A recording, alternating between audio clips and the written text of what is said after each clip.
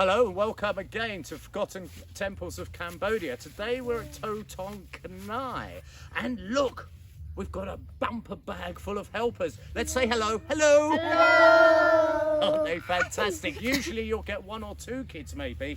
On this occasion we've got a posse. The temple posse is what we could call them, couldn't we? Now Totung Thngai is special. I say this of every temple, but this one really is a treat. And yes, it's Totung Thngai, but I believe Sven, my rippling cameraman, who today has turned up wearing a thong, although he's been given a strict written warning, which he hasn't adhered to. I will have words with him later. Sven has come up with a much better name, and you'll see why. Come on through, let's have a look.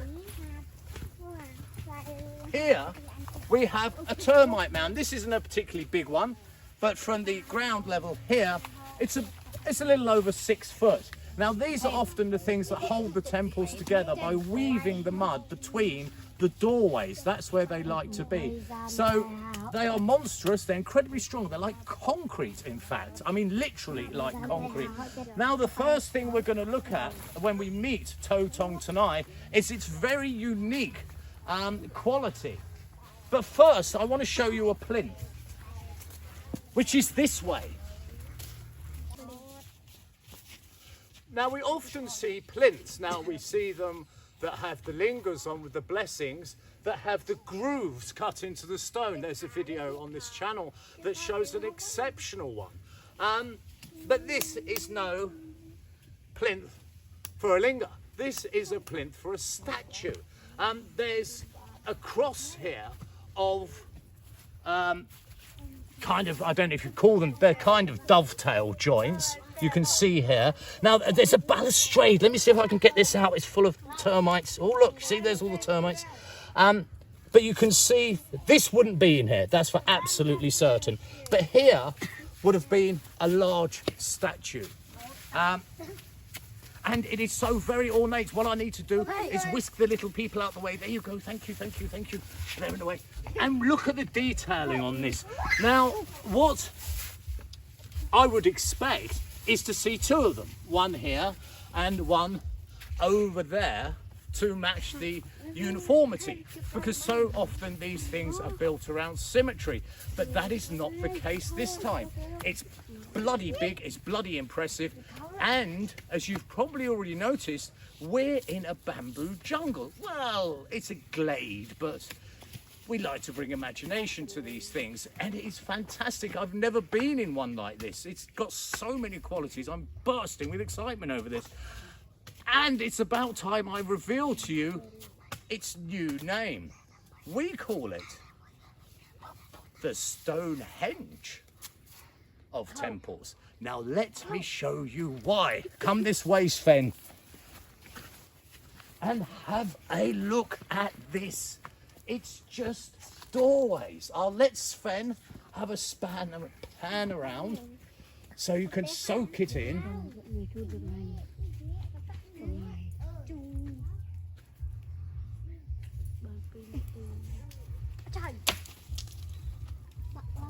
And isn't that remarkable?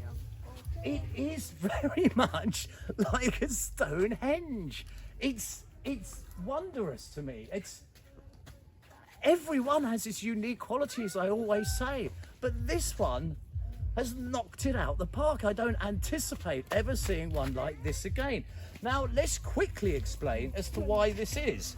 We have our trusty old Khmer bricks as always, and what they've done is they've basically fallen down. So if Sven stays where he is, I will walk up here, you see, and what you'll see is I'm just standing on what was a wall. This, as it goes round to here, and the same on the other side, would have been made the room for this, what is this doorway. And obviously the bricks have come down. This is repeated again here, here, here and here, leaving this very different, very odd patterning. But more important, leaving these doorways up. There goes the ladies. Goodbye. leaving these doorways that give it that almost Stonehenge, the back arse of southern England look to it. But as I say, in a beautiful bamboo forest.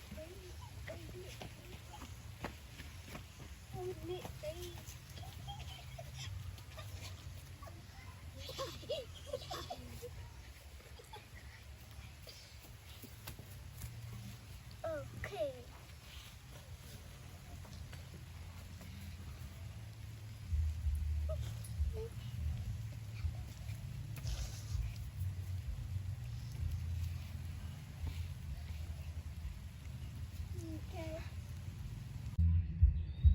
Right, so what we have here is our trilogy, but it weirdly doesn't make sense. Here we have a doorway leading to another. We see this raised area here where the rubble is, as we do directly behind me. So this would have been one room here. Again, we would have seen the rubble, a bigger doorway. This would have been the main prasad, the main temple. And lastly, Sven, if you pan over, we'll see the third, which is here. But this one, strangely, has two doorways right next to one another. For some reason, it doesn't have the symmetry we're so used to. We know by the bricks this is in fact an earlier temple. And what I find also remarkable, having these kids here, this young lad who's just lazing rather remarkably, I'll come and join them, hello, is these are the descendants of those builders, because we've travelled quite a way to come here down really muddy roads due to the recent rain, and the locals don't really travel far from where they're born. They pretty much marry into one another's families and so on, as is the way in many other countries. They don't have the access to trains and things like that. So what you're looking at here with these young lads, it is their great grandfathers that would have built this place. So it's a real honour to have them here with us today.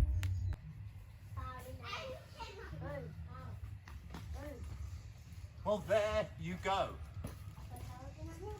Hasn't it been fantastic? This has been an absolute delight. There's so many unique qualities. Being in this beautiful bamboo glade, meeting the very ancestors, most likely, of the temple builders has also been a treat. This has been Mr. B for Forgotten Temples of Cambodia. If you have any comments, questions or queries, drop it in the comments box. I do answer all of them. Thank you very much for joining me on this ramble today. Oi. Bye bye. Bye bye. Bye bye. Bye bye. Bye bye. Bye bye.